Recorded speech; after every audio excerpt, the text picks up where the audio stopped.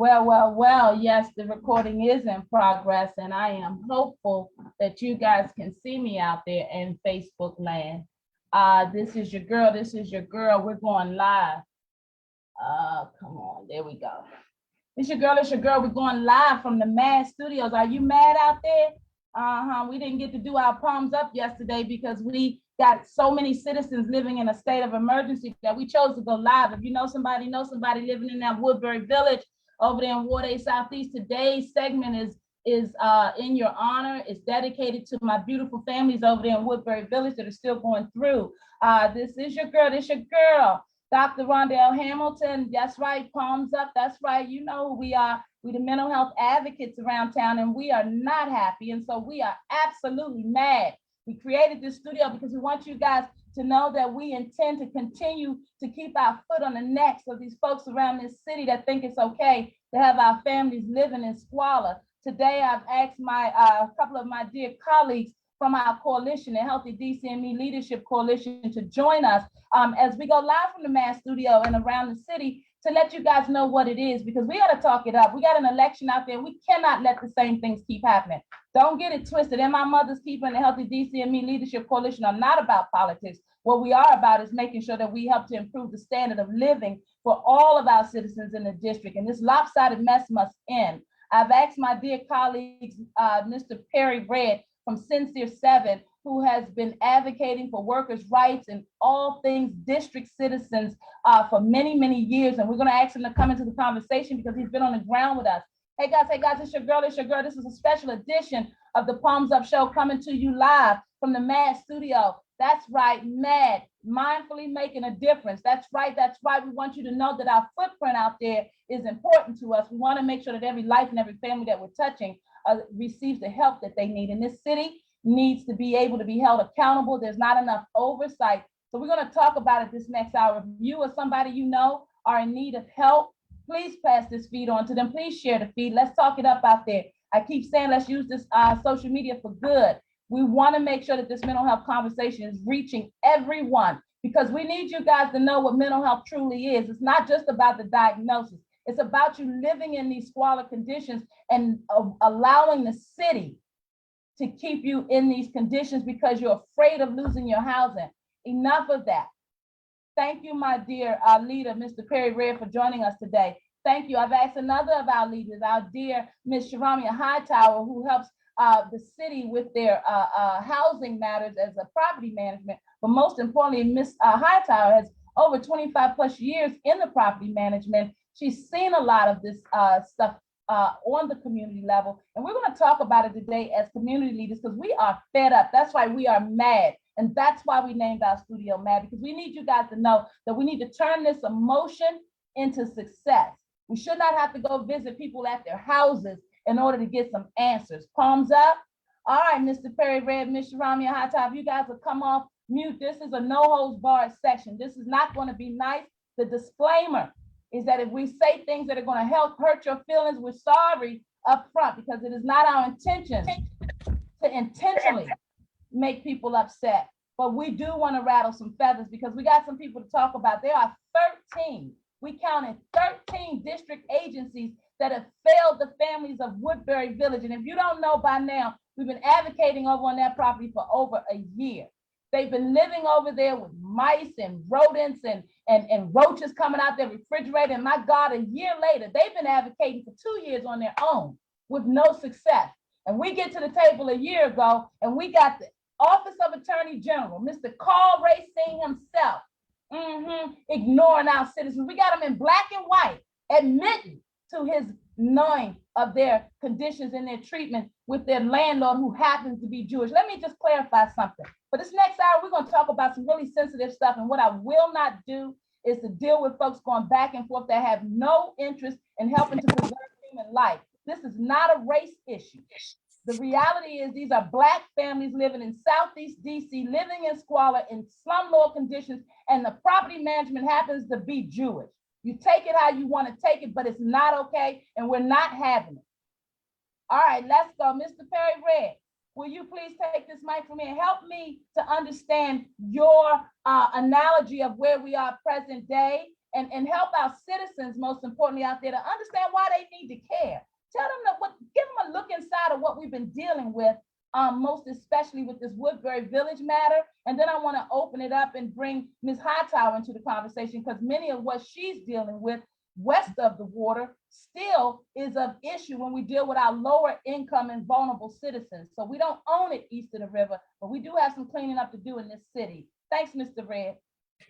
So thank you, Dr. Hamilton. Listen, everyone out there within the sound of my voice should be angry. Understand that if you stand by and you don't stand by Woodbury Village residents, you are complicit in a violation of the law. You are complicit in racial discrimination. You are complicit in harming your fellow DC resident. Now, I want to say for the record that we are not telling you who to vote for. We are telling you to vote. We as 501c3s, we can do that legally. So I want you to exercise that right to vote. So very important. People have died for that right to vote. Now, our first attempt to reach out to the legislative overseers in the incidents of Woodbury Village was the DC Council. I myself made a call on February 2nd of 2021 at 10:15 a.m. I left a message on the phone for our client's ward representative, Councilmember Trayon White. Who was that again? I Trayon said White? the Ward 8 council member, the Ward 8 council member, the Ward 8 council member, Trayon White. And I got a return call. In that return call, I was told, first of all, let me just say, I made sure that they knew that tenants were living with rodents, they were living with mold, and the landlord was not addressing it, and the tenants had no heat, among other things. I was given a return call by a staff member from the Ward 8 representative. Dr. Hamilton, did you hear me? The Ward 8 representative, Trayon White's office, and I was told that no one would go for months without heat. Well, you know what? I made sure that the council member's office knew that that was their response. I got a call back from the chief of staff or from the constituent service director, Cleckley, and Mr. Cleckley apologized, which I greatly appreciate, because the fact is they already knew that these tenants were living with rodents, were living with substandard repairs, were living with plumbing issues, were living with no heat. So in that return call, I was given a profile. Of this particular landlord. What's the name? Hold on. Let's talk about facts. What's this landlord's name? This landlord, Capital Realty, Woodbury Village Apartment. This is what, and I'm reading directly. If you want to, you put it on your screen. You can share. I can share screen with you to show you what their response was.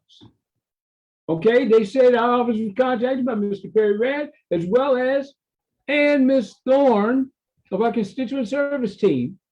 And they've been dealing with this slumlord behavior of the property manager of this property for well over 6 weeks, going back to December 10th of 2020. Keep in mind, this is 2022. DCRA, they said, was well aware of this property and have put in numerous complaints. That was back in 2021, February 2021. Now, their excuse, you ready, Rhonda? Their excuse was because they're under renovation, their attitude is that they need not make repairs.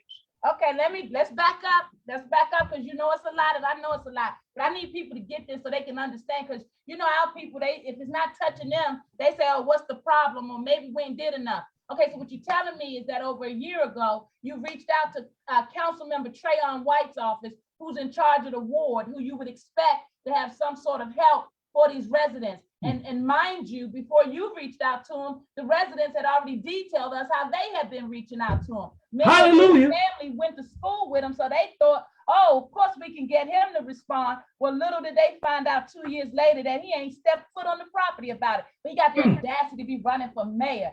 Come on, What? DC. Come on, DC. We need to be angry. Rolling over in his grave. So what you're telling me is that his office, when you called his office, Yes. they basically knew that this Jewish landlord was over there with these families living like that. And basically the response was because they were supposedly going to renovate these units, that these tenants didn't need to have the heat on.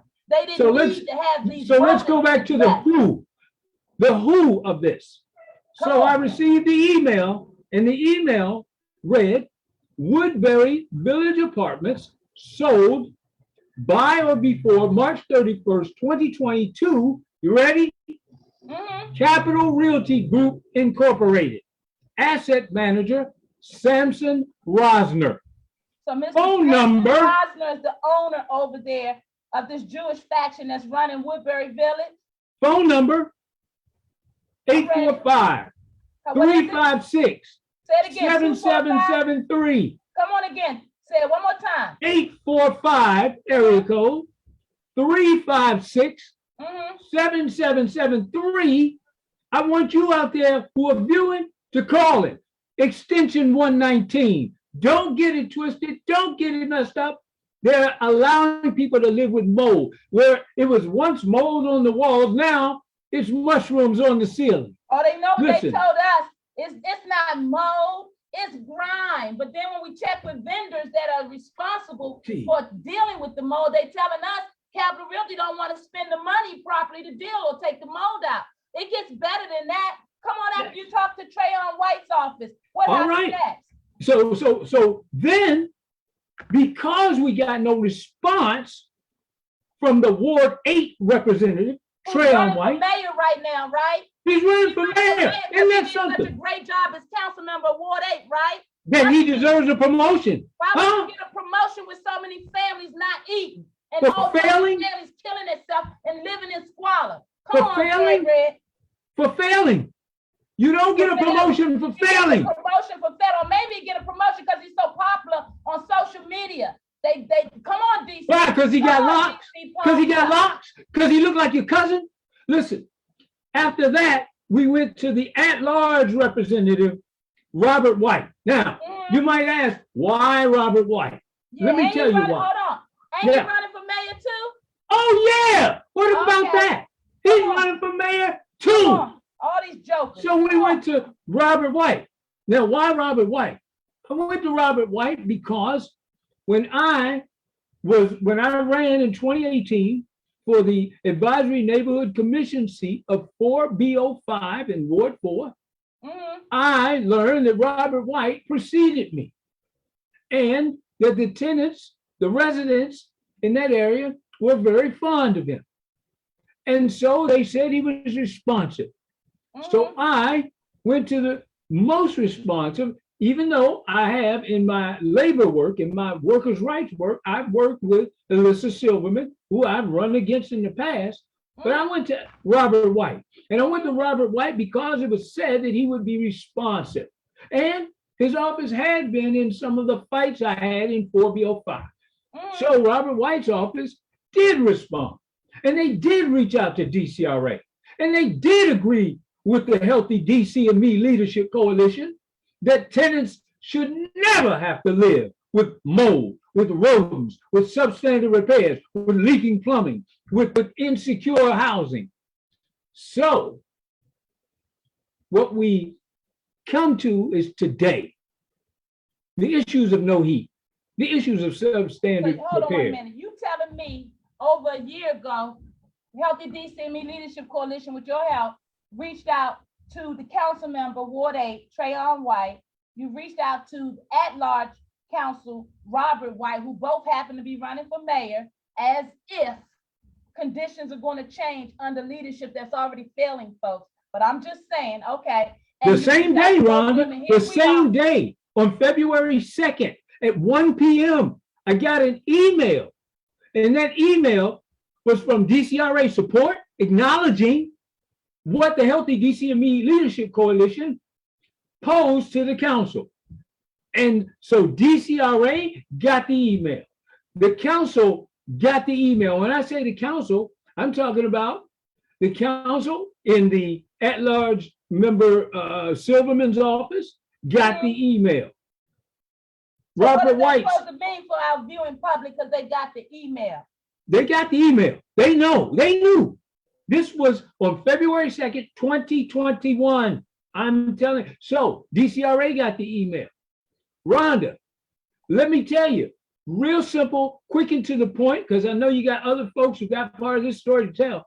But Rhonda, these folks acknowledged DCRA went out and they didn't want to go. They asked which units. And we said, no, you're going to go out there and you're going to inspect every unit. You're going to inspect every apartment because every tenant is subject to this type of substandard management by this landlord.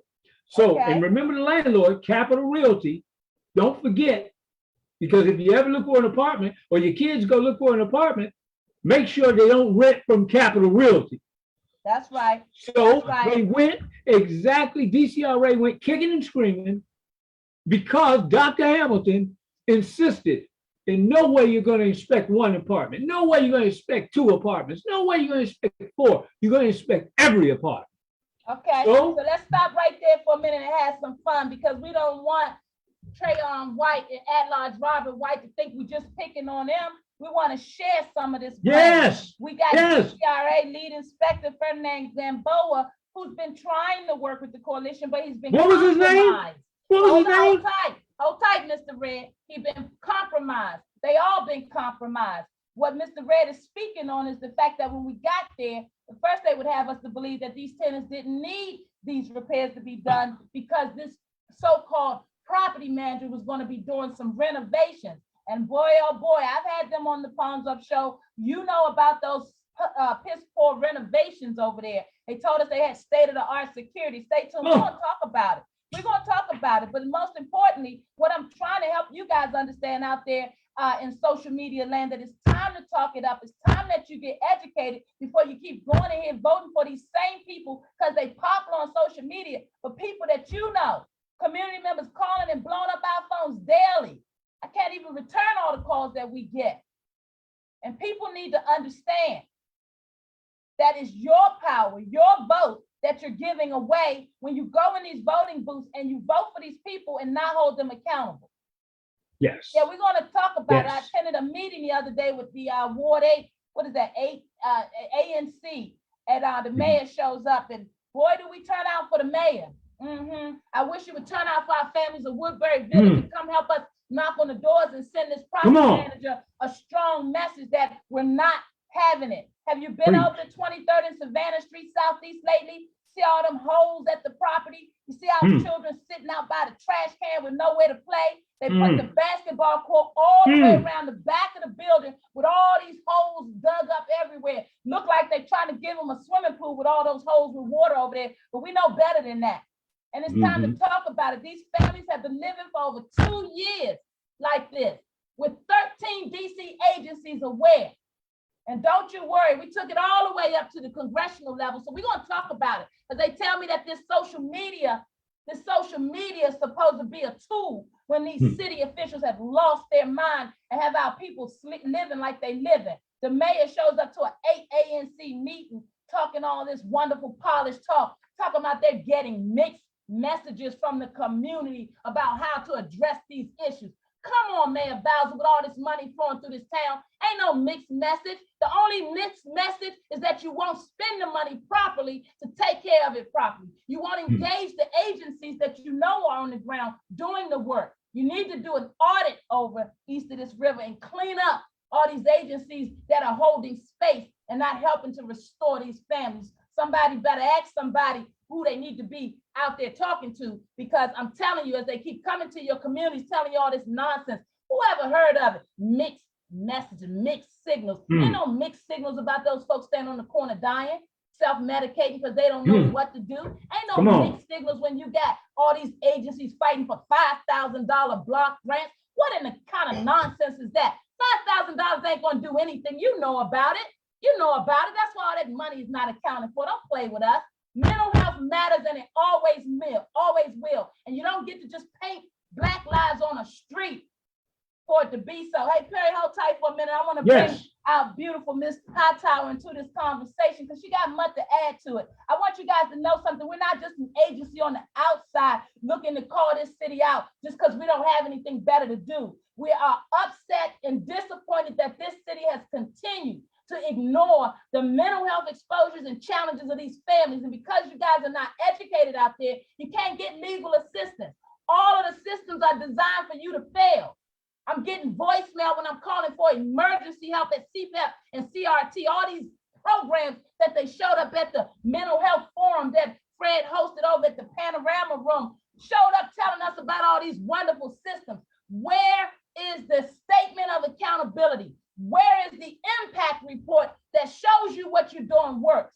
Didn't we get a new position over here east of the river for this gun violence? They created some new position. We want accountability. We want to see the money.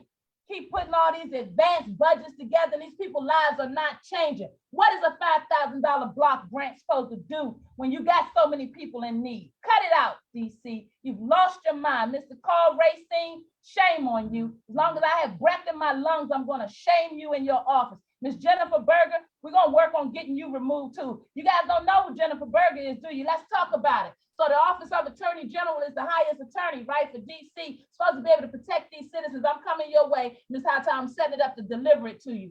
See, the Office of Attorney General, when DCRA can't figure it out, when they render a unit ready to be closed or condemned, when they just can't do any more with the situation because the management won't reach out or do what they're supposed to do, there's an enforcement supposed to happen. It's supposed to be able to be handled in a court of law when there are laws that are broken. The tenants' rights for DC are very clear. When people don't have heat, that's criminal. We put the very orchestrator of the Mold Act, Mr. Phil Mendelson, isn't he running for office right now? He needs to go. He's the chairman, sick of him. He also was on the education committee, had a chance to talk to him about that. When you guys let these type of personalities stay in charge of decision-making for your children and your livelihood, it's no wonder we have our people living like this. These people gotta go. They gotta go. You gotta get your power back. You gotta go get educated and you gotta hold them accountable. This fool sat down there, yeah, I said fool, got on his knees and saw the mold and went back to life as usual. You guys gotta call it out. You gotta cut it out. Mr. Phil Mendelson, we're going to be shaming you. That's right. Put them on my list. 13 agencies and elected officials were aware of what happened at Woodbury. Mr. Carl Racine, the danger of the Attorney General's office not acting. We got it in black and white that he agrees with everything. But Miss Jennifer Berger, who also, I believe, is that Jewish name, Berger? Jewish? Okay, I'm not one to know. You muted, Perry. Is Berger Jewish? Do we know? In this case, yes. Must be, has to be, because they're protecting the landlord instead of the daggone residents. We gave them report after report. We had to go all the way to the United Nations. You know why? Because they told us DC was a human rights city. A human rights city. We're going to call them out on that. We calling everybody. HUD, aware of it. Hey, Ms. Hightower, I want to talk to you as I talk about HUD being aware, because many of these citizens, many are working and paying market rent, but many of them are subsidized in their housing understandings, meaning that the federal government is helping them to stay in these spaces and places. And so we're calling everybody to let them know the piss poor job that the district is doing for our low income citizens. And they will believe that if they ignore us, thumb up their nose or look the other way or dismiss our concerns, that we would go away. Well, we're not going away. It's taking us longer because they got everything and everyone in their pocket, but they don't have us. And we're going to keep spreading this message because mental health matters. Ms. Hightower, when you come forward as a manager, your frustration comes from the reverse. Your frustration is having to deal with agencies that are not accountable for these residents that further put your staff and you in harm's way when you're reaching out and saying that mental health is a factor. So can you bring your perspective forward? Because we need these citizens to know everybody in DC right now, everybody needs to be standing up. We've had enough. Mental health matters. This city has been ignoring our vulnerable citizens, and it's time that we pay attention and come together so that we can shut them down. If you're an agency out there and you keep getting turned down for funding for these little pennies on the dollar grants or whatever, you need to coordinate with us, companies that are bringing this message on a larger scale so we can kick these doors down and cut out this nonsense. Come on forward, Ms. Hightower. Thanks for your patience. Well, it depends on who's the agency and the character of that agency. Let's make that perfectly clear before we. That's right. we actually start having, conversations about joining together. I'm a person that deals with more than over 20 agencies every year. And what I see is poor leadership, poor character, people just being complacent, ill residents who aren't getting the type of care they're deserving of, less resources, but they claim it's more. Give us an idea of when you say not getting the services they're deserving of as a property manager, your observation. My property management experience comes, you ain't got enough time on your for me to be explaining this any other way. As a property manager, we're often faced with, we always say we're the boots on the ground, right? We're in the battlefield. But the truth of the matter is we really are in a battlefield, and that's mentally. And that's everybody that has to engage with somebody that has a trauma of some sort. When you have these conversations with some of these agencies that claim to be to improve the quality of life for some of our mental health patients, I beg to differ. I truly do. I'm sorry. And if you can't understand the idea that a property manager has a passion to want to give that proper care to that resident, and I'm here challenging you in your actual process of how you do that, and you decide to get a little bit of tensy with me because I'm questioning that. Yeah, they act like they can't be questioned. That's a good point. I'm questioning your motive for really wanting to be there. Is it the money or is it the passion? Don't play games. We always make the story when somebody gets hired. Is it for the experience or is it for the certification? Which one are you really choosing? Because the experience is the one who has the passion. The certification is just saying you holding them liable and it's by the book. But nothing will ever supersede experience. Nothing. No book can tell you how to relate to a human being. There's no instructions on that. Amen. There is no idea what that person has been through. I deal with it on a day-to-day basis. I actually have to stand with people with schizophrenia and bipolar and aggression all day, every day.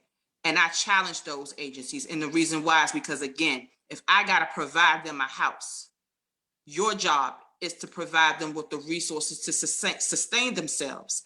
And if you can't give them the proper care, I suggest that you dig deep down and be honest with yourself and give that person to a person who is really passionate about making the quality of life more improved for that person, because it's clear we're 10 light years behind. Mental health has been so overlooked since we were kids. What was it? Yesterday's understanding ain't today's. That's right.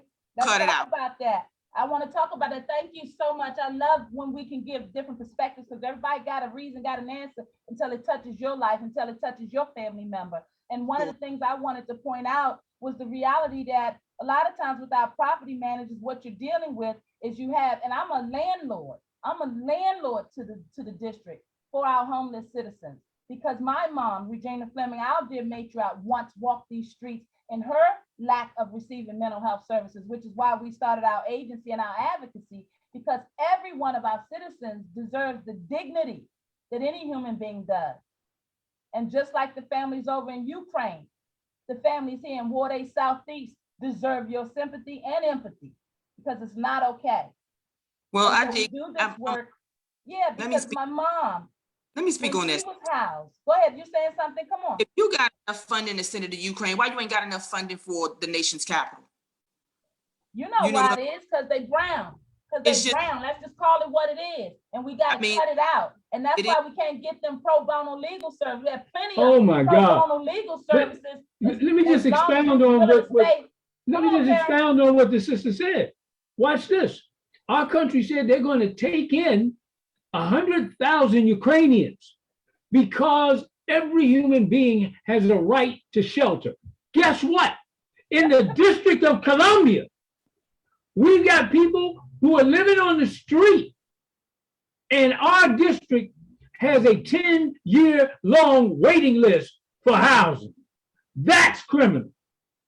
So you say year-long waiting list, but how about we say 40,000 people waiting list? How about that? Let's just talk about that. And I believe personally, and this is just my opinion, who am I? This is just my observance. I ain't nobody but somebody that observes. I'm in these streets. That's right. as a person who actually observes the day-to-day living. What I've seen has been so crazy, and we have been so set up to fail in the District of Columbia. It's insane. Amen. There is no Amen. way. When housing first came along, and this is just me observing, y'all, you know, I'm just minding my business. Housing was never set up to be a permanent situation. It was set up to become self-sufficient. So when you become self-sufficient and you give your kids those resources, that we pay it forward to the next family that needs that assistance. We have 4, 5, and 6 year generations in our housing facilities. There's no room. If these people aren't moving along, there's no room to allow somebody else to grow, or somebody else to become self-sufficient, or somebody else to get those same benefits that you were able to get. When housing was first started, our housing development teams and the agency itself had a passion to want to assist. There was the recreation centers. There was the big brother, big sister programs. Now we're scrounging. Girls Club, tell them about it. You know, there was the cheerleading, there was those things. You know, now we're scrambling to recycle what we had. And if it was never removed and just been polished, then maybe we'd be a little bit more further off than where we are right now. And but that's not. Go ahead. I want to talk about what you're talking about right now, because a lot of times people don't pay attention to that. In our public housing settings, obviously there's supposed to be platforms that help people grow, move on, sustain themselves, and be able to move on to build lives. I want you to know why this is so important, and especially in our lower income communities like Woodbury Village and like the communities that Ms. Hightower is speaking of. Do you know that our high school students with significant depression are twice as likely to drop out of school? See, as a people, we don't pay attention to the statistics. So when we see these families living in squalor, we see our children living, going with these types of travesties, we don't look at the psychological impact on them. We should not be waiting for these children to have to come into the mental health system to be diagnosed to understand that they've deteriorated in their housing conditions. But see, when we talk mental health from a city standpoint, we want to identify the clinicians, we want to identify the medicine management and the case management, but we don't want to hold accountable the system. That's not working. Mental health doesn't shut off at 5 o'clock. Indeed. And so it takes an inclusive system. You have to have people with lived experiences in your system. And you cannot lump behavioral health and mental health and wonder why the guns are still going on and why people still self-medicating. So, cut it out, DC. As you were just, people can't help people with this little bit of money that you piecing around, and then you creating these circles and cliques because it's election time. So now all your cronies jumping around because they know what it is. They got to be on the right side or else. Cut it out. Too many people are failing with that kind of understanding. And we know you're bullies out there. We know who you are. And we send this message directly to you. We don't care who you know. You need to cut it out. These people look just like you and me. And you need to get on the right side of this because it's not okay. Our citizens are dying. And our kids are lost, but we can go back and get them. But you gotta care. And like Ms. Hightower said, if you can't dig deep enough to recognize that you're the problem in the situation, then get out the way.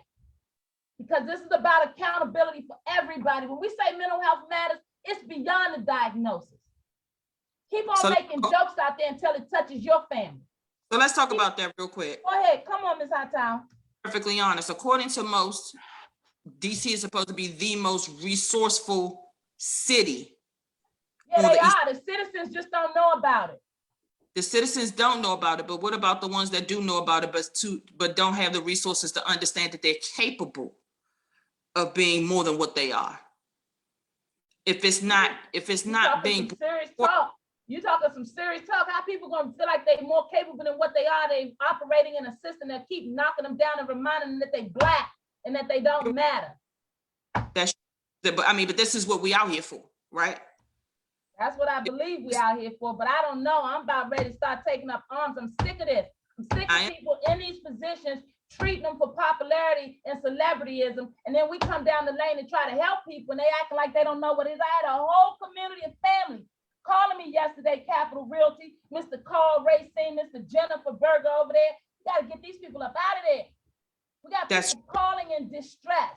And when you ignore people who are in distress, then you don't belong in the positions that you hold. I need you to know that our students aged 6 to 17 years of age with mental health behavior concerns are 3 times more likely to repeat the grade that they in. So what you're talking about, helping them to understand that they're capable of being more, just something that's basic to them coming out of a community that doesn't take care or acknowledge their housing rights, could cause our children to deteriorate. DC has lost their mind if they think we're not going to keep singing this message until you pay the price. And the problem is, and the reason why we're out here for a whole year still advocating, let's face it, it's a bunch of poor people, low income people. They don't have money to retain attorneys. DC knows that. How about most of the top firms that are helping these public interest cases are getting grants and funding from the city? So they're only going to go but so far on your behalf. You gotta have money like the Jewish people do, or the Caucasian people do, or the Blacks. Pass my Mr. Hightower. Even though you got a bunch of laws already written that says what's not supposed to be going on. But let's face it. Come on, Ms. Hightower. Jump in. I'm here with you. I hear the passion.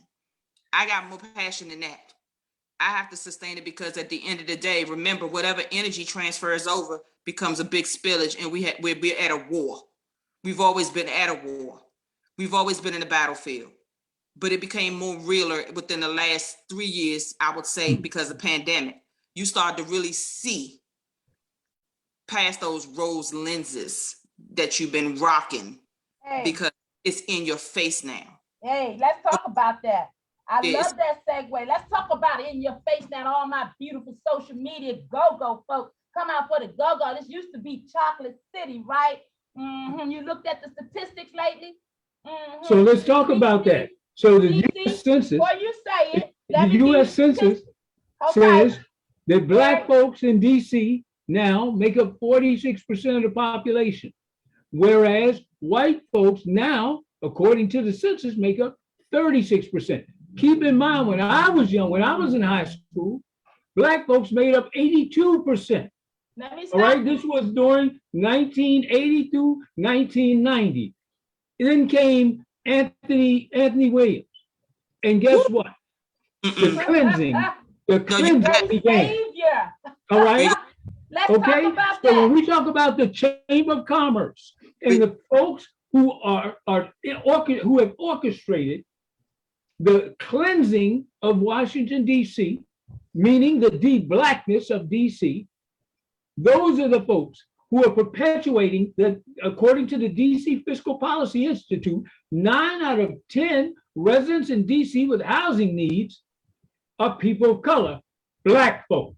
Okay, so stay right there, hold tight. Now, I don't know which statistics you saw, but since this pandemic, I'm telling you where they came from. I'm gonna tell you DC Health Matters 2022 tells me that 43.46% in DC are Black. Okay. And that 42.72% are white.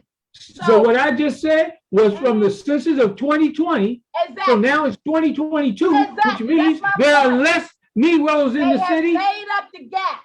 So all this bragging and walking around like this city is out, I'm telling you, that this is Chocolate City?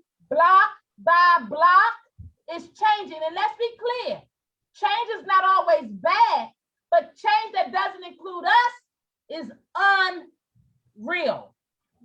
Right in front of your face, she said. Right in front of your face is changing. You better open your mouth out there. You better open your mouth.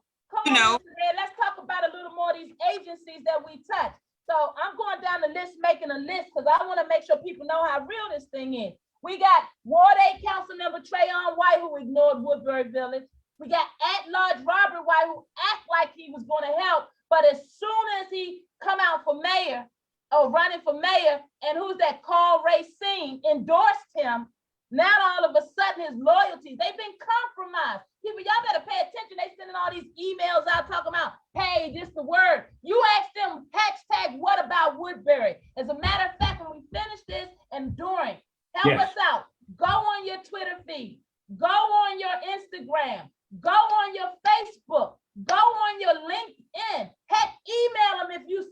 everybody in their base. Ask them, what about Woodbury? What about Woodbury? Hashtag what about Woodbury? Woodbury? Because we need some answers. All right, I'm making a list for you. Go on Councilmember Trayon White's feed. Ask him, what about Woodbury? Hashtag him, what about Woodbury? Yeah. At-large Council Robert White. DCRA, tag them in it. They're not out of it.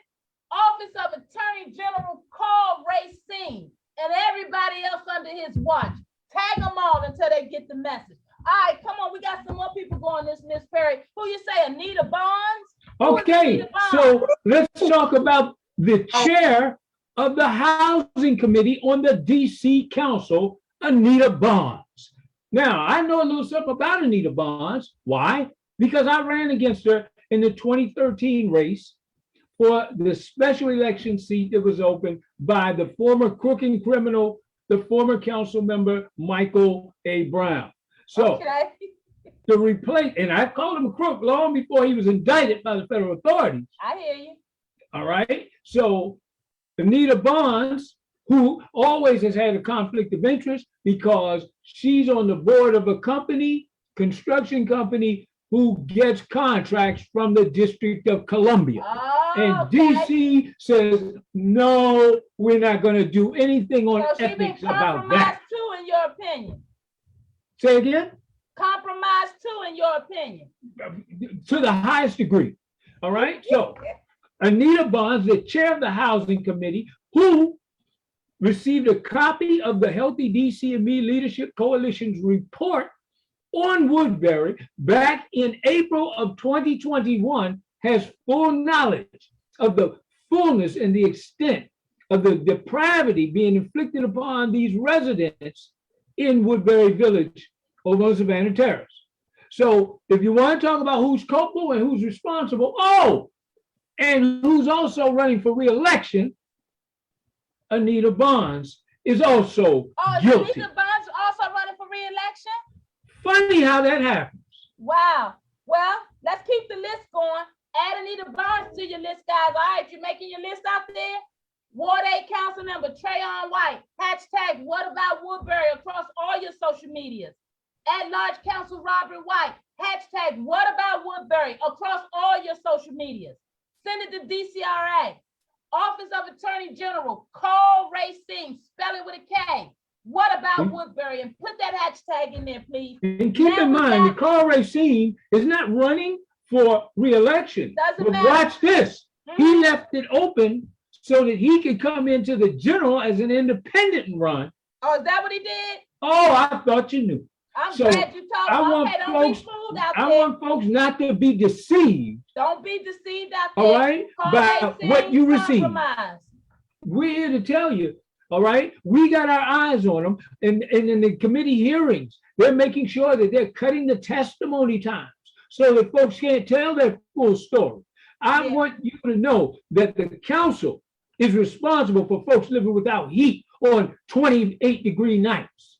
I want you to know that the council is responsible. And who? Listen, we're not telling you who to vote for. We are telling you to vote responsibly. All right? What Sister Hightower has been saying to you is of the deepest importance to yourself. What we're telling you as a whole will benefit our entire community because we're under attack. The sister said we're at war. All right? Perry Red wrote a song called War on Us. If you're wondering who it's against, that war is on us.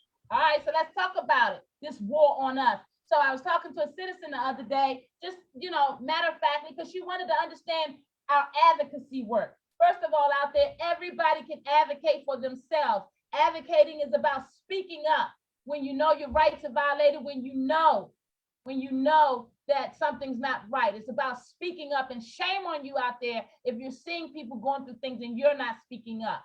Guys, they win when we're divided and when we stay silent. So our advocacy work was designed to come out and take the place of situations where family and citizens have lost their way or lost their voice. Guys, the least of us, the least among us deserve our full attention. I want to point some things out. Mr. Fred Hill, who does a radio show on ablazingradio.com every Tuesday from 2 to 3 p.m. We're very proud of Fred because he's one of our Healthy DC Leaders, and he's one of the first ones that have been on the ground helping us to advocate. He's one of the first ones to come running when citizens are in need, and we appreciate that in our advocates. And I want you to know abuse is something. When I was talking to this citizen, the citizen didn't realize or didn't even consider that many of the citizens that are in our system receiving case management from providers and caregivers have their rights being violated. Now, when we say that on the surface, people, I don't know where your mind goes, but imagine being abused or having your privacy violated. Imagine being touched and having to prove that you're not lying about it. Imagine having to detail such horrific acts and have people say because you're mentally challenged or diagnosed that you're not telling the truth. We got some sick people. We got some sick people amongst us in our community and in our systems. And that's why we advocate. We're coming for you. Don't you think for 1 minute that because our citizens are mentally challenged and diagnosed, that we don't understand that you are doing unheard of things. We're going to call you out and we're going to stop it. But to do that, we got to do something by calling out this district government that will protect all of this nonsense that's going on in our system for our people. Oh yeah, we calling you out. I'm gonna take it a step further. On that Blazing radio show that I mentioned that Mr. Cahill does, he talked about child abuse yesterday and many instances of understanding and recognizing it. But one of the things I want you to know out there, when you know that our citizens are living in such awful circumstances, our children are living with no heat in the winter, no air in the summer, their lights are flickering off because there's only one outlet working. The roaches are still crawling everywhere. The rodents are still running the house rampant. The mold that they say is in mold is still there. Concerns of asbestos and other hazard understandings with the ground still open. Foul smells going on and they got to go off to school and try to learn.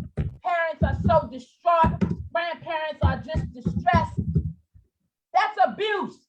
That's abuse in its worst stage because you knew about it, DC. You have lost your mind, Carl Racine. You need to file that receivership immediately. The law says that once the tenants notify you that they've had enough and made a formal request for you to remove that management, then you're supposed to follow suit, and you haven't done that. And we got it in black and white, and I know what you're doing because they poor. Because they poor, they don't have the money to retain legal services. But we're not going anywhere. We're going to take every last one of you folks down. We call for an audit of this crazy place. Don't nothing happen fast enough around here.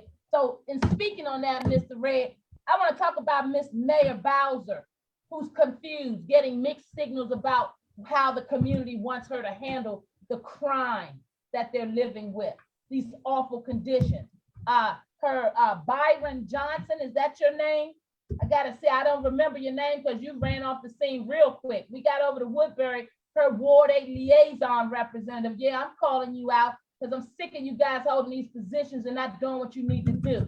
And then election time come, you polish yourself up, come running around, everybody running for office, everybody care about your issue. But when you were trying to get help in the middle of the night, looking for your son, who's out there with some mental challenges and nobody knows what to do, but they want you to vote for him. Shame on you, DC. You have lost your mind. Hashtag what about Woodbury? So I want to talk about our mayor, Perry Red, because our mayor obviously doesn't care about the Black lives that she painted on the pavement. Can you talk to us a little bit about her responsibility in all of this? Absolutely. Let's look at the system of federalism that the United States operates under. We have 3 branches of government. In DC, 2 are extremely opaque, and that's our legislative branch, which is the DC Council, and the executive branch, which is the mayor. There are checks and balances one over another. The mayor is responsible for the agency that is responsible for inspecting and ensuring the conditions at Woodbury Village, that is DCRA. So when DCRA fails to find and to make the recommendations to the independent agent that is the Attorney General, Carl Racine, the lead law enforcer in the district. Then the mayor, Bowser, Muriel Bowser, running for a third term, is responsible for the conditions at Woodbury Village. So the mayor, again, has not stepped on Woodbury Village property, though it is true DCRA has. And DCRA has acknowledged well over 250 violations of the housing code of the District of Columbia. So when you ask Rhonda, who's responsible, we also include at the top of the list, Mayor Muriel Bowser, her office, her team, her administration, the executive branch of the District of Columbia are well aware that the tenants in Woodbury Village are living under neglectful conditions by Capital Realty. Hey, I love it. It's your girl, palms up. We mad today. We had to come out with a special edition. We heard you, Woodbury Village. We with you, Woodbury Village. We understand that this fight is long. Do not give up. When you get people's attention in their pocketbook, that's when things start changing in this city. This Attorney General's office and this mayor understands that you guys are a group of poor Black people, and they're not expecting you to prevail, but don't you worry about that. Your advocates are on the case. We didn't search high, far, and wide. And this issue will make it in the court. We will help you to prevail because this nonsense will stop. I need you out there to know if you're living in a community such as Woodbury Village, where you got landlords, because we know you out there, we're getting the call. I'm gonna give you an example so you know we're not making this up so that they'll try to squirm out of it. I got citizens out there living in situations with landlords where DCRA have done all they can do. Then gave it to the Attorney General's office and said, hey, we filed the case, we can't get this management to do what they need to do. Office of Attorney General chooses not to act. Maybe he wasn't paid enough. Maybe there wasn't enough on the table for him to care enough. I don't know, just my opinion. I'm entitled to my opinion, right? For some reason, he's choosing not to go after these slumlords as he said he would. And now what happens is the citizens are left in squalor. They're frustrated, they're distressed. And what does management do? They go in for the kill. They start retaliating. They start cutting off the hot water without notice for a week. We hear you over there, Woodbury. They start talking about they got state-of-the-art security systems when the daggone doors are wide open and crime is everywhere. My seniors scared to death to come out of their apartments. What are you doing collecting rent off of State DC Capital Realty for all those months and all these couple of years where you ain't took care of the property? Hey, Muriel Bowser, why do you keep getting all this money coming into the city and you're not holding these management companies accountable? How in the world do slumlords go and get money from State DC and then attorneys like Mark Radish show up to sue the citizen to take a unit back that DCRA is condemning or says needs to be condemned? What kind of railroad operation this city running? Hey, Perry, let's keep a track on this list. You keeping a track? I'm up to number 8. You want me to count it out for you? Ward 8 Council Member Trayon White, compromise. At-large Council Member Robert White, compromise. DCRA, compromise. Office of Attorney General, Carl Racine, shame on you, compromise. The chair of the Housing Committee, Anita Bonds, compromise. Mayor Bowser needs to go, compromise. Just my opinion. So let's keep going. Let's keep going. Let's keep going. So we've got the Office of the Tenant Advocate. There we go. Come on. All right. So what is their charge? The Office of the Tenant Advocate operates under the Attorney General and is designed to be the first line of defense against landlords like Capital Realty. And so the Office of the Tenant Advocate acknowledged to the Healthy DCME Leadership Coalition that they had received complaints about Capital Realty's management going back to as early as October of 2020. They knew. Doesn't the Office of Tenant Advocates work with the OAG's office? They operate under the Office of the Attorney General. So they've been compromised as well. And that is their specific job. That's their specific, their focus, laser focus on nothing but tenants issues. That's what's so angering about this. You see, the Attorney General can make the excuse, well, I'm prosecuting Trump. Oh, I'm prosecuting consumer issues. Well, guess what? You failed when it came to DC residents. And I want DC residents to know that that word failed means there is no pass and go, no collecting $200. No, you should go to jail. All right. Come on now. Let's keep it going. I'm at number 10, and number 10 would be represented by none other than Bread for the City. What's going on with Bread for the City? Oh my goodness. No, say it ain't so. It's so. So the residents of Woodbury Village had an advocate 2 years ago. Listen, folks don't want to attack the public interest groups, but guess what? The nonprofits, the NGOs, they fail too. And why? That's the worst part of that. This is the criminality in it, that Bread for the City was representing the tenants over 2 years ago when it was owned by Charles Smith Company, right? And they were representing them regarding their Tenants Opportunity to Purchase Act, their TOPA rights. But the tenants did not know, and the tenants believe, and this is according to the tenants, some who serve on the current Tenants Association, which, led by Dr. Hamilton, the Healthy DCME Leadership Coalition broke down, reformed, and now they have a solid operating Tenants Association. But Bread for the City was representing that they were representing the tenants' housing rights when we confronted them and finally got them in a closed Zoom meeting that they had been deceiving the tenants and they were not representing their housing issues. So the tenants, Bread for the City, failed the tenants of Woodbury Village. Absolutely, they did. Okay, who's number 11 on the list?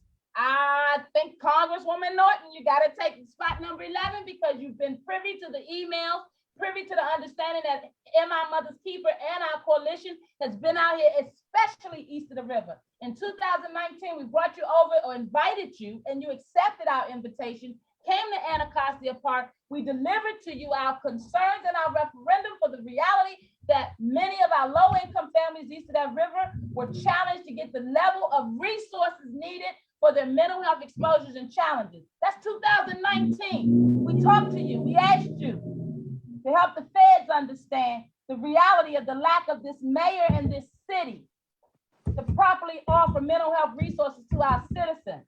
What you do in return, start a campaign for statehood as if when we still got people standing on the corner dying, when we still got a mayor showing up to meetings where everybody moved everything around to get there just to hear her say something profound. And she says that she's getting mixed messages from the community about what to do. Well, that's an absolute great reason for you to move on because enough is enough. Now, we can only hope. You keep asking for statehood. You need to come over here east of this river and set it right. And stop turning your head, acting like you don't know what's going on.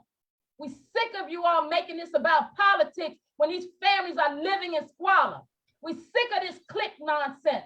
We're sick of those of you that have been compromised holding the gate for them. Okay, you gatekeepers, we see you. That's why we had to come off the bench. That's why we had to come off the sidelines, because there's too many gatekeepers out there protecting the wrong level of interest. Shame on you. Congresswoman Norton, you're on the list. We called you. We told you about the Southern Avenue Post Office.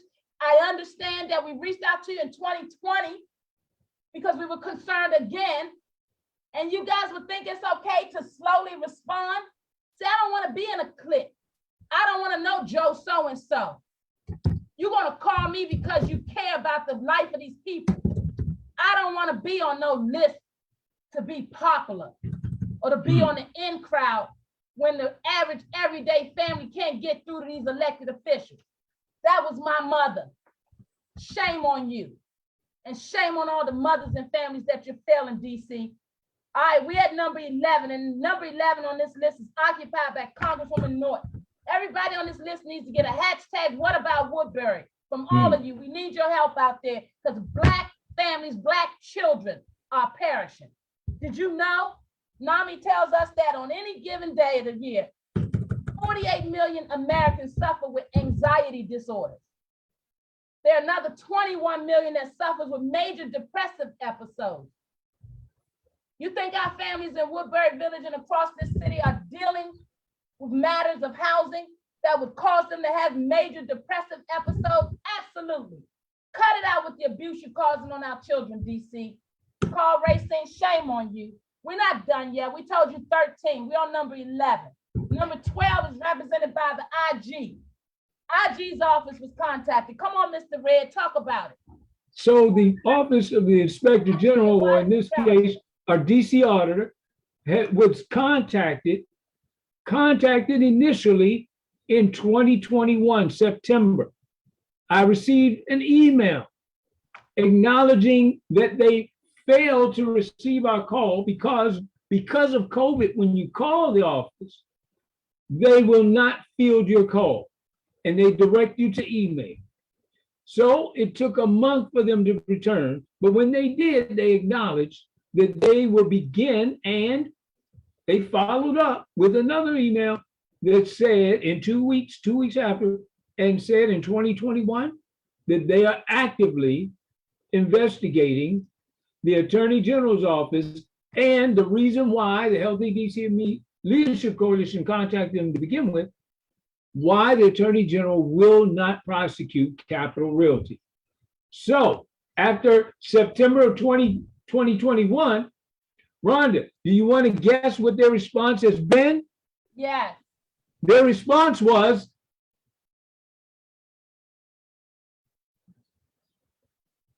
if you can hear the crickets, that's what their response has been. Amen. Absolute silence. And that's why they're on this list. All right. So 13, you said it already, city auditor. We had the IG's office and the city auditor. We have 13 district agencies. Now, let me tell you why this is a problem. I'm going to ask Ms. Hightower to come back and help us wrap up, because as a property manager, I need you guys to understand that this is a collective effort. We're saying from inside the system, there are changes that need to happen in order for people to be able to do better job at helping to keep a higher standard for our families.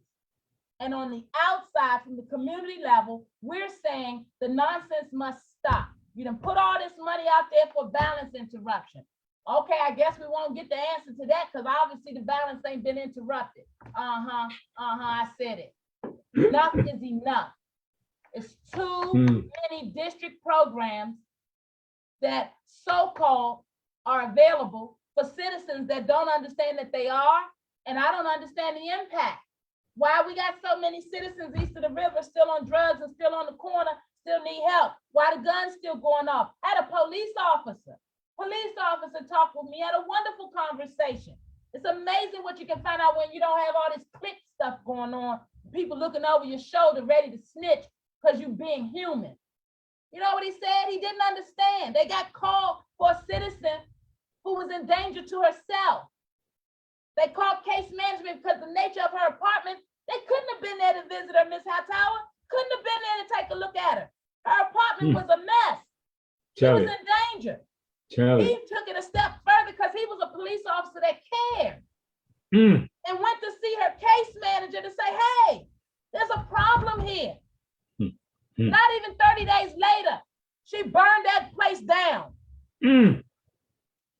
That's the reality of what many of our citizens are living with. We don't have the proper professionals taking care of our citizens. Stay tuned. Palms up to my families out there who trust and support our work. We're going to bring you guys a live testimony from family inside the city system dealing with all of this abuse and the predominance. Let me just say it and put it out there. I ain't read nothing that tells me that my African brothers and sisters have such a wonderful bedside manner that over 75, 80% of our system has to be inundated with this level of care with no accountability. Are you kidding me? You absolutely right. I'm calling it out because we're advocating for these citizens that have to deal with these processes that have third-party barriers in their households. They're telling us of abuse understandings. And I don't care if you take it personal. If you're not on the wrong side of this, you shouldn't be taking it personal. But I'm calling it out. A district and a city that is unaccountable has our citizens in jeopardy. Come on, Atal, come forward and talk to us about that. I was minding my own business. Always. You know, always running these streets, minding my own business. You know, you run into stuff, you know? What you run into in them streets? You know, I'm always in these streets, you know, just moseying on down to see which street I'm gonna land on. And as you know me, I am an advocate of learning to bridge gaps between wards and public safety. That's my thing. That's what I do. And you know, I have a strong core of public service friendly safety police officers. And I bought, you know, I am not shy. I'm not above petty. I'm not shy. Whatever is going to make you understand what we need in this city, it is necessary that you understand that we need, you know, services that we need to understand in the city. And what I see the problem is a lot of times is that although we hold the police accountable, we don't give them an opportunity to explain their side of what they're given in order for them to make some of the decisions that they make on these streets. So for me, I see a lot of police officers, you know, having special details in my community. I'm in a high profile community. I'm in over there by Howard University. I see more police presence over there than I've ever seen in my entire life in Southeast. Come on now, only time speak on these it. presence in Southeast, somebody got robbed, killed, and stole from. That's the only time we've seen it. So for us, I'm sitting up there and my girlfriend, she's an officer. I box at her on a daily. Why? Why isn't this happening? Why, when we call you on the side, if you're sitting on the side of my building, why is it I can't come and knock on your door and tell you I got an emergency? Why are you still sitting in your car? Why isn't there any actions taken? It's simple. For them, it's a protocol. See, it's a lot of finger pointing in this government that makes me very sick. Because at the end of the day, they decide to do something. Council has now made it to where if there's any type of anything trying to assist, their names can be immediately publicized along with their address. Now, let's be perfectly honest. If I was a police officer, I would be a little worried about that. Why? My name and my address, not where I work, my personal address.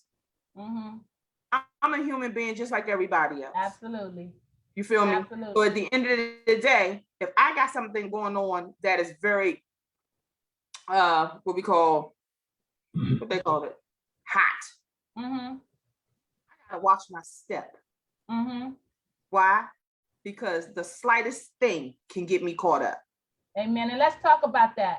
I want to talk about that, what you're talking about, because a lot of times what happens in our communities with this ongoing relationship that we have with this antagonistical relationship we have with the police in our community, and our frustrations with the fact that and the frustrations are earned, but also we've got to do better at being accountable all the way around. Because I was reading something recently I shared on the Palms Up platform. 1 in 4, NAMI reports that 1 in 4 persons that are shot by police and killed in 2015 through 2020, they had mental illness challenges. Yes. So there are conversations that we still need to have. That doesn't make it okay to make it seem as though all police have problems, but we got to get to a consensus where we can have honorable conversations that don't end up with our children inheriting these negative connotations from our leftover irresponsible understandings. And what I mean by that, if we're in the community committing crimes and doing things that we shouldn't be doing, and mental health challenges are not a factor, then the police are supposed to do what they're supposed to do. If there's mental health involved, then there are too many of us agencies, boots on the ground, that needs to be involved. And I'm not talking about you guys decide. Because when we leave other people to set the standard for our communities, we get this big mess that we have. When we let other factions set the standards for how our people are supposed to live, we have the mayor showing up to the meeting talking about she get mixed communications. Let's be clear. Ain't no mixed communications about my seniors calling us day in and day out, scared to walk out their door. Okay? Indeed. Ain't no mixed communications about my vulnerable populations that got to get out into a metro access to go for their kidney and their other dialysis, understanding that they scared to death to step over the crap game or be shot by a gun that's sitting on the doorstep. Let's talk about it. Let's clean up the communities and give our young men and our young people opportunities so that they can choose differently. We're not trying to bash anybody because everybody makes up the community. What we're saying, if you're going to come forward and run for public office and serve 1 and 2 and 3 terms, you need to be accountable to the entire city, not just the ones whose pocket you're greasing. We sick of so this is how I look at this situation. And you know, we always find out that there's a motive behind everything that a person. And like I said, I be minding my business. Always. And I have these conversations. And the reason why I have these conversations is for understanding, education, and how to improve. Mm-hmm. I bring this kind of conversation because I am the one that's not afraid to talk to the police. That's not afraid to stand up and be the voice for my communities. That's right. Because somebody has to, if we want to change anything. I lived here. And if I can live here and I can survive here and I can walk the streets here, anybody else should be able to do the same things with the decent quality of life and the education that allows them to move forward. Wherever they want to go, that's up to them. But at the end of the day, my decision was to reach back and give back to the community that gave to me. Amen. And allow me to be the person. And palms up to you, Queen, for doing that. So I want to say, when we get ready to wrap this up, we thank you guys. Palms up out there to all our wonderful supporters, and palms up to those of you who caught the feed and shared it, because this message has to continue to go out. And this isn't going to be the last time that we do this. We've got to use our power for good. So today we are #Woodbury all over social media. And we wanted to go to everybody on our list and everybody in your base. We need to build this conversation. Do you know our dear mayor had the audacity to share with, I talk about gatekeeping and talk about controlling the narrative. We're not seeing some of this narrative play out in our local media, are we, Mr. Red? Because there are threats being made to our dear reporters, aren't they? They got to look the other way and not feed into this understanding, because God forbid we get any airplay. God forbid those over 180 families in Woodbury Village get any recognition from the general public to recognize how 13 district agencies have failed them, led by Mr. Carl Racine, the attorney elected to protect their interests. And he would step out of office and endorse. I met his competitor, someone running for his office. What's the gentleman named, Perry, that's running, the Caucasian dude I told you about? The gentleman running the what? For the OAG's position. Oh, Mr. Schwab. Mr. Brian Schwab is also running. Yes, and Mr. Schwab, I'm sure he means well, but for anybody that's coming into these positions, I need you to understand we need a higher standard set. Please don't keep showing up in our communities telling us about how all these programs are working when we just gave you a whole detailed list of how they're not working. And palms up on our MAD studio platform. We can ready to start bringing you personal testimonies, because you guys thought it was a game. You heard us say mental health matters, and you thought that it was a joke. You thought it was just about schizophrenia. You thought it was just about bipolar. Had no idea that it would touch your family, did you? Had no idea that people be living like this in 2022 on your watch. Let me say this to you. If you're somebody out there holding a district government job, somebody out there claiming to help in mental health, somebody out there claiming to care about our citizens, palms up. We watching the kingdom. We're sick of this mess, and you're all contributing to the demise of our city. Along with the elected officials that are not doing their job, you need to go. It is not up for negotiation or discussion. Our children are inheriting this mess. They're dying on your watch. I don't understand the celebrations out there. We need you boots on the ground. And Rhonda, let's also add the institution of the media who have failed the Woodbury residents. Yeah, that's a whole nother conversation, this media, and we're going to have it too. Thank you, Perry Red. You're absolutely right. Media, you need to be on this list. And if you're someone of media and this Woodbury Village has crossed your desk, and we know it has, You need to come back, circle around, and figure out what role you can play to set this situation right. Because the only problem that we have right now, present day, is that the Office of Attorney General, Mr. Carl Racine, and everybody in his watch will not act as they should.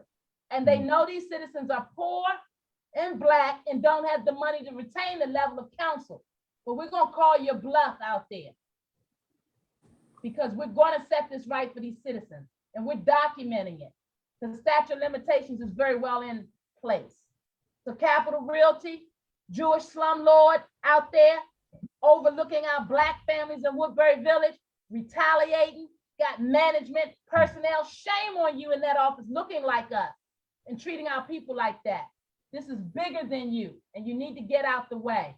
Palms up to you out there. Thank you so much. Share the feed. Mental health matters. It always will. Black people, we do not own.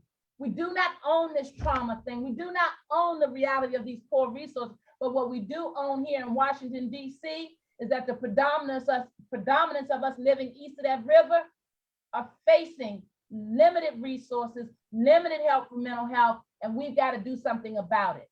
Hashtag what about Woodbury? If you're a community out there who is suffering and you need help, please give us a call, 240-274-9436. I have my phone on vibrate. It's been going off the whole time. My email is advocates with the letter S at the end, the number 4mi@gmail.com. HealthyDCandme.org is our website. Spell the word "and" out. And go to the CV19 page and do the intake form and request help. Guys, we are here, palms up. We do this show every Tuesday at 7 p.m. If we're not live, it's because we're in the community taking care of many of issues like this. Mental health will always matter. Do not be confused out there. You need help, we will support you. You are your first line of defense, but make no mistake about it. There are power in numbers. Palms up to you out there, and palms up to our leaders, Mr. Perry Red and Ms. Hightower. I want you guys to know that our coalition is very talented and very committed. Don't you ever get it twisted. We'd love to have your support, but most importantly, we'd rather have your respect, because mental health will always matter. And DC, you have lost your mind.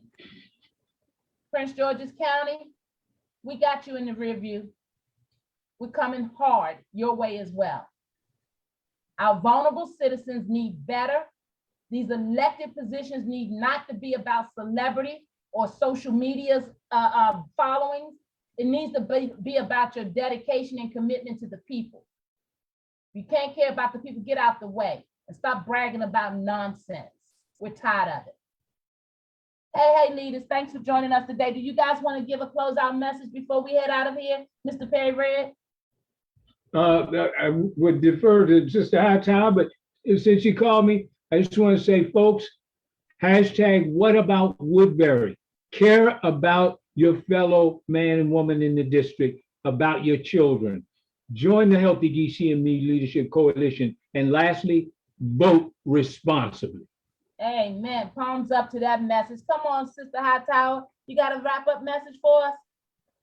Considering the fact that I ran Woodbury Village when it was Savannah Terrace, okay? Let me say this. We love you out there. Yes. We understand you. We support you. We encourage you. And we'll never leave you.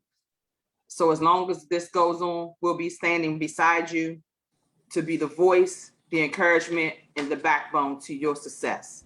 Keep trying. Hey, you heard it. You heard it. That's right. That's right. We from where you from, and that's why we care. Hey, shout out to my beautiful, beautiful Woodbury Tenant Association President and Vice President, Ms. Hill and Ms. Love. Thank you for heeding the call and standing up. Shout out to all my beautiful Woodbury queens and my kings out there in the fight. We with you. We with you. We coming to do this together. The city has lost their mind. Recap for this list.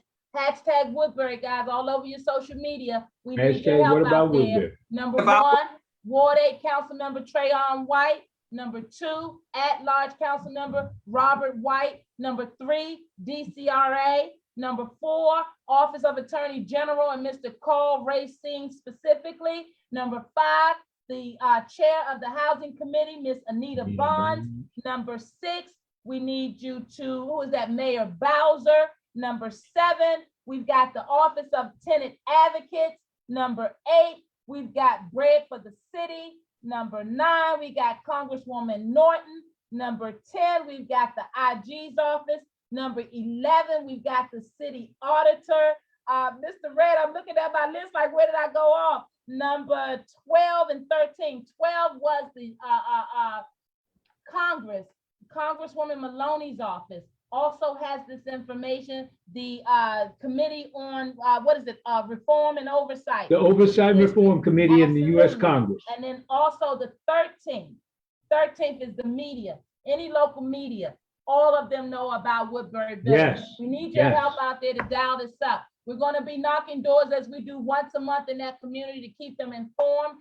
Please, if you are someone that wants to be a part of this coalition or just a part of this effort, please reach out to us. We're going to go over this Sunday and knock doors and make sure they have what they need. And we need volunteers always. HealthyDCandme.org. HealthyDCandme.org is the website. 240-274-9436. You can DM your girl. It's your girl. Palms up. We out here in the street. We built a whole studio about it because we ain't going nowhere. We mad and you're going to know about it. We out here mindfully making a difference. That's right, because we're going to take our emotions and we're going to turn it into success. Guys, the Healthy DCME leadership is out here. Who's watching that kingdom out there? We are, and we intend to bring you a standalone trauma center over there in Ward 8, because when that dust settles and when all those funds finish floating around this town, we're going to make sure that we never be here again. Whether you've been incarcerated, whether you're on drugs, whether mental health is your challenge, whether trauma is the issue, child abuse, it does not matter. We need comprehensive systems of care from people that look like us as well. Amen. And I ain't afraid to tell you about it. Palms up out there, guys. Share the feed. We need you hashtagging about Woodbury the rest of the day. It's your girl. It's your girl. We mad. Join us. Thank y'all, leaders. We appreciate you all. God bless.